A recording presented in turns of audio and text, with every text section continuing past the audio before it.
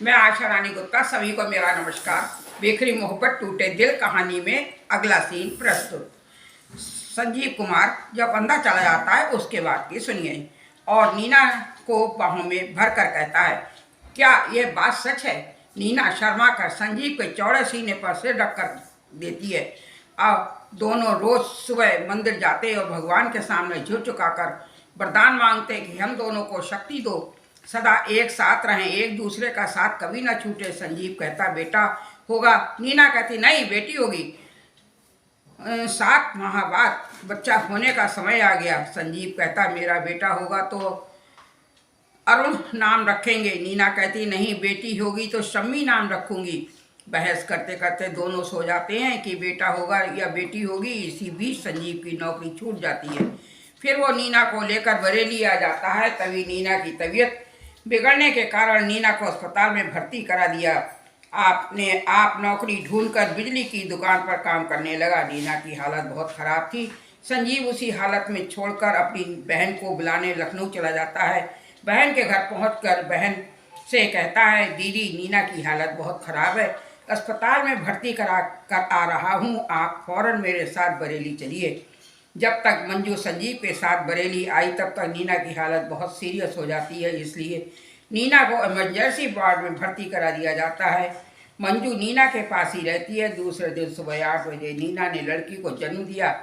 संजीव बाहर खड़ा इंतजार कर रहा था कि अब नर्स आए और बताए कि क्या पैदा हुआ है।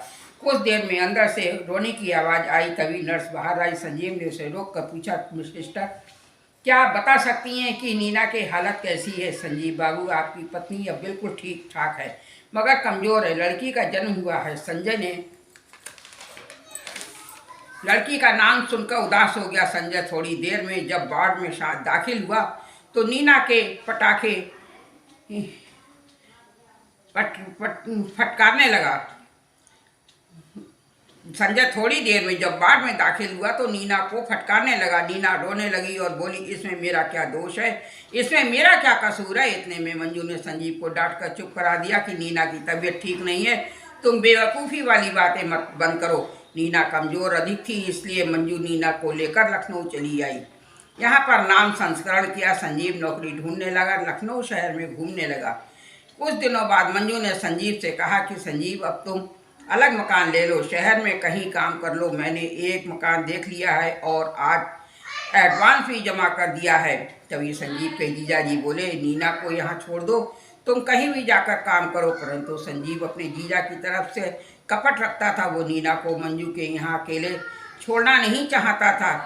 जब ये बात MLA हरजाल सिंह को पता चलती है तो घर में झगड़ा मच गया और उन्होंने मंजू को बहुत मारा कि तूने अपने भाई के लिए 400 रुपये खर्च किए, लेकिन वो तुम्हें कुछ नहीं समझता है। ये झगड़ा देखकर नीना पूरे दिन रोती रहती है, खाना भी ठीक प्रकार नहीं खाती है कि मेरी वजह से इतना झगड़ा मच गया। जीजा धौंस देते हैं कि मैं नीना के माँ पापा को खबर कर दूंगा और पुलिस में रिपोर्ट लिखाकर दोनों को पकड़वा दूंगा।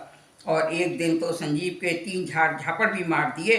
संजीव मार खाता रहा, बोला कुछ भी नहीं, नाराज होकर घर से निकल गया। इधर उधर बैठकर कहता कि मेरी बहन भी मुझे नहीं चाहती, लेकिन बहन घर के बाहर ही संजीव से मिलती रहती है, बहुत कुछ समझती है, परंतु संजीव को एक भी बात समझ में नहीं आती। एक दिन जीजाजी कहीं बाहर गए हुए थे। बहन मंजू भी कहीं स्कूल से काम पर बाहर गई हुई थी। धन्यवाद।